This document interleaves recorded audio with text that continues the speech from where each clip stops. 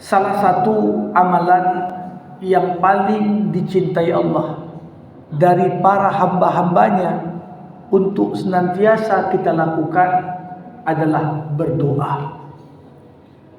Doa pada dasarnya artinya meminta. Hanya saja dalam bahasa Arab, ketika satu permintaan berasal dari pihak yang lebih tinggi ditujukan kepada pihak yang lebih rendah, maka dinamakan dengan perintah dan instruksi. Kalau satu permintaan datang dari satu pihak ditujukan kepada pihak yang lain yang selepel dengannya, maka namanya permintaan. Tapi ketika permintaan itu datang dari pihak yang lemah, ditujukan kepada pihak yang begitu besar, kuat dan agung, maka kita namakan dengan doa. Bagaimana manusia sebagai makhluk Allah dengan segala kelemahan dan keterbatasannya, dengan segala ketidakmampuan kita yakini lewat doa yang kita panjatkan bahwasanya yang paling menentukan di alam semesta ini adalah Allah Subhanahu wa ta'ala. Para hadirin rahimakumullah, dalam salah satu hadis Nabi Muhammad sallallahu alaihi wasallam pernah mengatakan, ad-du'a mukhul ibadah. Doa adalah otaknya ibadah. Kalau seorang manusia baru dikatakan manusia kalau otaknya masih berfungsi.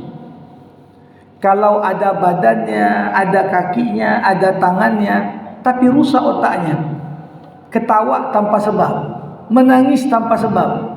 Orang mengatakan ini bukan orang lagi nih, udah gila. Bayangkan doa dibandingkan dengan semua amal ibadah yang kita kerjakan, diidentikan posisinya seperti posisi otak pada tubuh manusia. Kenapa? Karena doa itu bukan hanya mencerminkan ketidakberdayaan kita, tapi tatkala kita berdoa, betul-betul dalam doa yang kita panjatkan tercermin nilai-nilai ubudiyah. Bagaimana kita merendah di hadapan Allah, bagaimana kita memelas kasih dan sayangnya Allah. Dan itulah yang paling dinantikan Allah dari kita para hambanya.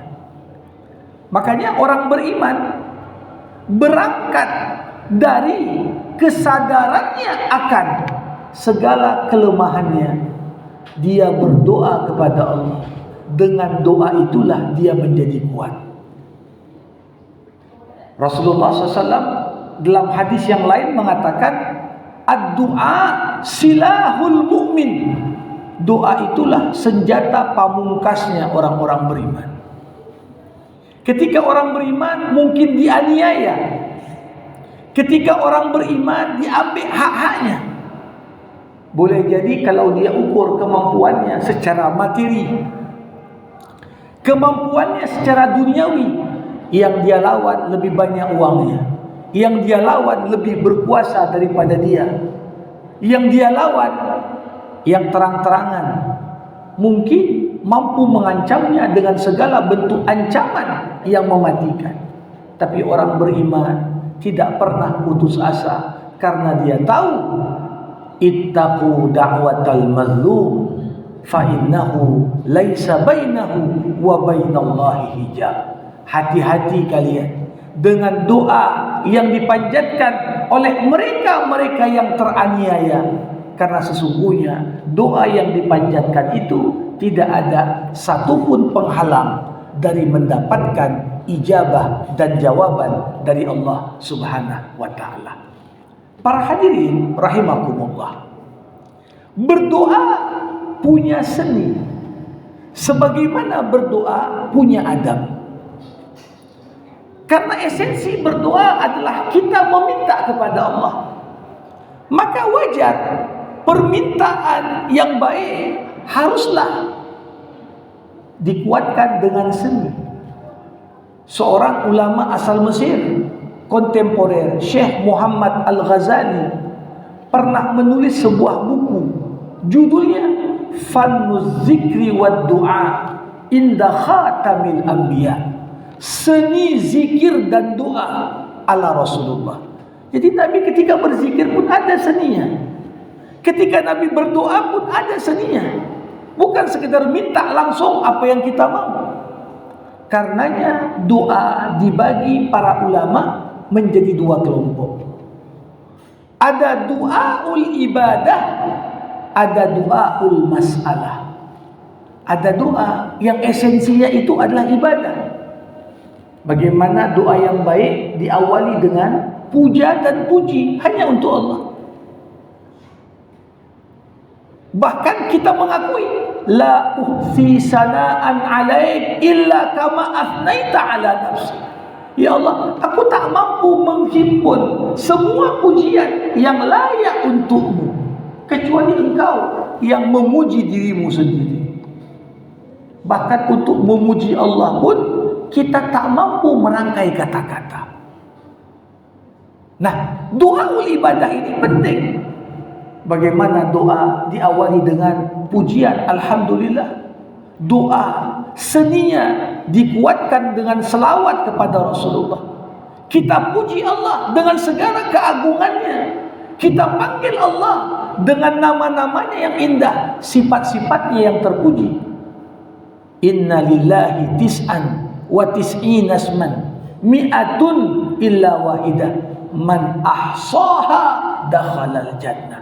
Allah punya 99 nama yang indah, 100 kurang 1. Siapa yang mampu menghafal dan menghimpunnya, maka menyadari konsekuensi dari nama-nama Allah yang indah, termasuk kita gunakan dalam doa kita, itu jalan bagi kita untuk masuk ke surganya Allah.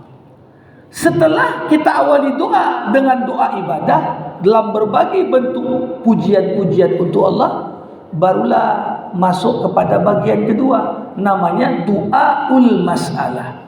Apa masalah yang kita hadapi? Apa hajat yang kita inginkan? Sampaikan kepada Allah. Walaupun sebenarnya tanpa kita ucapkan pun Allah tahu apa kebutuhan kita. Tanpa kita utarakan pun Allah tahu apa maunya kita. Tapi disinilah bagian dari merendah di hadapan Allah. Kita sifatkan segala apa yang kita hadapi. Makanya di antara doa yang paling indah yang diabadikan Allah dalam Al-Quran, mencerminkan seni dan adab dalam berdoa, doa Nabi Allah Zakaria. Di awal surah Maryam digambarkan idnada rabbahu nidaan khafiyya qala rabbi inni wahana al-'azmu minni wasta'ala ar-ra'su shayba wa lam akun bidu'aika rabbi syaqiyya. Ya Allah, kata Zakaria, tulangku telah keropos, rambutku penuh dengan uban. Dia utarakan apa yang menjadi gambaran ketidakberdayaannya di hadapan Allah. Tapi aku tak pernah sedikit pun putus asa dari mengharapkan jawaban atas doa-doaku. Apa yang diminta Zakaria? Ya. Wa inni khiftul mawaliya min wara'i. Aku takut kalau aku dah tak ada keturunan yang melanjutkan dakwah. Yarithuni wa yarithu min ali Yaqub waj'alhu rabbi radiyya. Ya Allah, perkenankanlah, karuniakan kepadaku walaupun aku sudah tua, istriku diponis mandul. Tapi Zakaria mengatakan, aku sangat berharap kau karuniakan padaku seorang putra yang dapat melanjutkan dakwahku, dakwah dari leluhurku, dari keturunan Yakub, dan jadikanlah anak yang kau karuniai itu anak yang engkau ridhoi. Jamaah rahimakumullah, puncak dari suatu doa adalah ketika kita sampai pada keyakinan mutlak, tidak ada yang dapat membantu kita, bahkan usaha kita sekalipun, selain dari Allah Subhanahu wa Ta'ala. Pernahkah Bapak Ibu semua terbayang kita berada pada posisi sebagaimana yang dialami sosok Yunus ibnu Matta? Yunus, seorang yang terperangkap di tempat paling gelap yang ada di dunia ini. Di mana? Di dalam perut ikan paus. 3 lapisan gelap menyelimuti Yunus. Gelapnya perut ikan paus, ditambah gelapnya dasar lautan, ditambah gelapnya malam. Bahkan kalau zaman sekarang sudah ada yang namanya sinyal, mungkin tak masuk lagi sinyal itu. Adapun HP, sekiranya waktu itu menelepon kemanapun, tak ada yang bisa mendengar. Tapi lihatlah, jamaah rahimakumullah, sinyal orang beriman tak pernah putus dari Allah. Jam berapapun kita berdoa, dalam situasi bagaimanapun kita panjatkan harapan kita, 24 jam Allah menanti doa dan munajat dari para hambanya. Kita sudah masuk malam ke-20. Maknanya pada esok malam sudah dianggap kita berada pada 10 malam terakhir Ramadan, di mana Rasulullah secara khusus mengingatkan kita akan besarnya potensi sebaik-baiknya malam sepanjang tahun itulah malam Lailatul Qadar berada. Iltamisuha fil ashril awakhir min Ramadan. Intailah malam Lailatul Qadar pada malam-malam ganjil dari 10 malam terakhir. Malam 21 artinya malam besok, malam 23, malam 25, malam 27, malam 29. Itu kalau kita fokus pada malam ganjil saja. Bukan hanya itu, amalan apa yang paling dinanti Allah ketika kita berada di malam Lailatul Qadar untuk kita lakukan? Jawabannya tak lain adalah memperbanyak doa. Itulah amalan yang paling utama. Sampai Ummul Mukminin Aisyah radhiyallahu anha bertanya, Rasul, sekiranya malam ini malam Lailatul Qadar, apa yang aku lakukan? Aisyah tanya, apa amal terbaik yang bisa kubuat? Rasulullah berkata, perbanyak doa. Apa doa yang kubaca? Bacalah, Allahumma innaka afuwun tuhibbul afwa fa'fu anni. Ya Allah, Engkaulah Tuhan yang maha memaafkan. Engkau mencintai kemaafan, maka maafkanlah segala dosa-dosaku. Inilah momen terbaik. Karena amalan orang yang berpuasa sepanjang siang dari mulai terbit fajar sampai terbenam matahari, itu waktu mustajab bagi kita semua yang berpuasa. Dan malamnya Ramadan, apalagi masuk malam 10 malam terakhir, itu juga waktu-waktu terbaik kita perbanyak doa-doa kita. Dan jangan lupa, jangan hanya mintakan kebaikan untuk diri kita, apalagi hanya meminta untuk dunia. Siapa yang minta dunia, Allah kasih, tapi tak ada bagiannya di akhirat kelak kalau kita tak pernah meminta. Jangan lupa, negeri kita pun sedang tak baik-baik saja. Doakan negeri kita. Bagaimana Ibrahim alaihissalam memberikan teladan ketika dia tinggalkan Mekah. Yang pertama didoakannya apa? Negeri tempat dia tinggal. Allahumma ja'al hadzal balada amina. Ya Allah, jadikanlah negeri ini negeri yang aman.